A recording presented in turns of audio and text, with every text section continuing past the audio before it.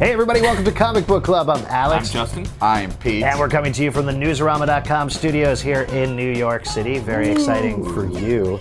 Yeah, do you feel it? That's the hair on your arms, standing tall. Nice.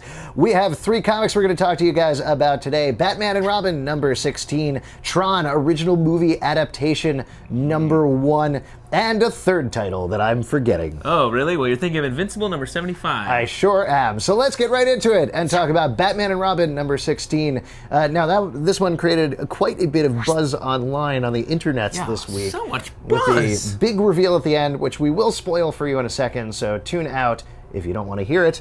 But Batman has gone global. Bruce Wayne has admitted to financing Batman and is about to take the war on crime global.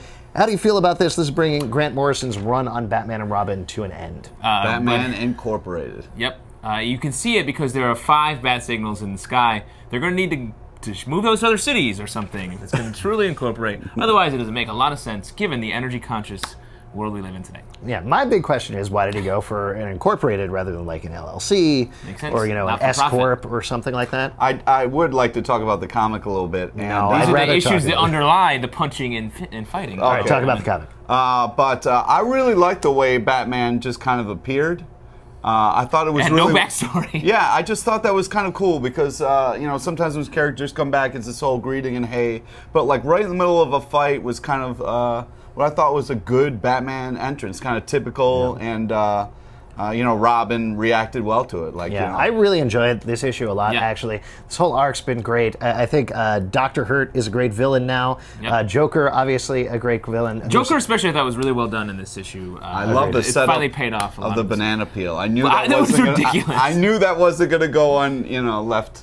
I knew it was going to have a huge. Great. When you peel a banana, expect some laughs, guys. Nice. Great issue. Definitely pick it up. Next thing we're going to talk about, Tron, original movie adaptation. This is actually the first real fruits of the merger between Disney and Marvel Comics. This is an adaptation of the Tron movie by Peter David. What'd you guys think of this? The writing was great. But I really thought it was. I've seen the movie. It was exact. It was like taking the movie and just exactly. It's fresh from the screen, you could say. Though it's nice, and I actually like the art a lot. Really matches with the original movie, so that's nice. I love the original Tron movie.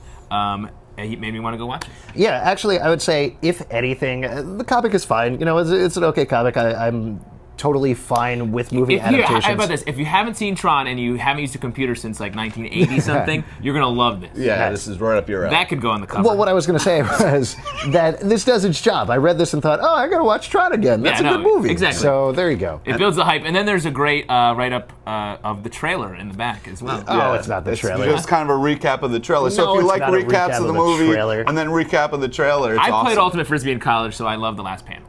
So let's just say that. Okay. All right. No, this is a great comic. Definitely good. Yeah. All right. Last thing we're going to talk about, Invincible, number 75. It's all been leading up to this. This is the Viltrumite War. It's been building and building and building, and it's going to continue to build after this issue. Yeah. And build and build and build forever. What'd you guys think about this? Big anniversary Space fights. Yes, a whole lot of space fights. Yeah, that's the whole issue. Nailed it. This guy, it's crazy. There's a lot of blood, space blood. Yes. In space, they can't even feel you bleed. I actually, talking about the blood, I just wanted to mention, I was reading this in a pizza place, and this little kid came up to me and he's like, what you reading? And I was like, oh, it's a comic called Invincible. And he immediately flipped to the page where they're like ripping people in half in arms. Oliver's. And it made me realize, you can't give a kid this comic book. Yeah. You can't even. That's when you realized you couldn't do it? Yeah. It's just pizza sauce, kid. Get out of here. Oh, God. Classic. No, but father. Yeah, I mean, sure, it's a huge space battle, but it was still, I thought, well done, very intense. You know, the fight took a crazy turn, which I did not see coming at all.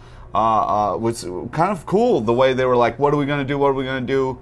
Let's fly through the center." The crazy thing about this issue to me was how light it was on story. Yes. I mean, the art was awesome. I think the art was purposely featured here. Like, yeah, totally. It seems intentional, but yeah. Oh yeah, it's a choice. But if Invincible is usually so dense, and for an anniversary issue, I wanted a little more of it. I agree. I'm just excited for when we finish this, hopefully next issue, and we can get back with some repercussions and get back into the characters a little bit. You want to get back to the relationships and like what's the deal? Yeah, like who's gonna kiss who on the face? But I mean, next issue, what's the deal? Anytime you see see floating dead bodies, you know somebody's hiding in there. I mean, come on, like that's gonna happen. definitely classic what I always swamp think. logic. Yeah. Guys, we asked you guys on our Twitter account, Comic Book Live, to send us your questions, and we got one from Foray, who wanted to know, with all the zombie and vampire books that are out there, and they keep going, why don't we see more werewolves and witches and things like that? Why do they not get the same foothold as zombies and vampires? What do you guys think? For witches, pointy hats.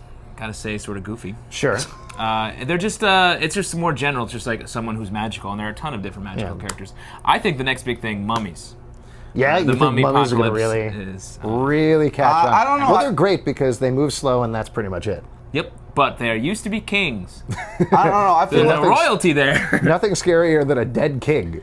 I feel like werewolves have gotten their time a little bit. I know a lot of werewolves. Well, we all went to see the recent werewolf movie, right? Oh yeah. We'll fill that in post. Yeah.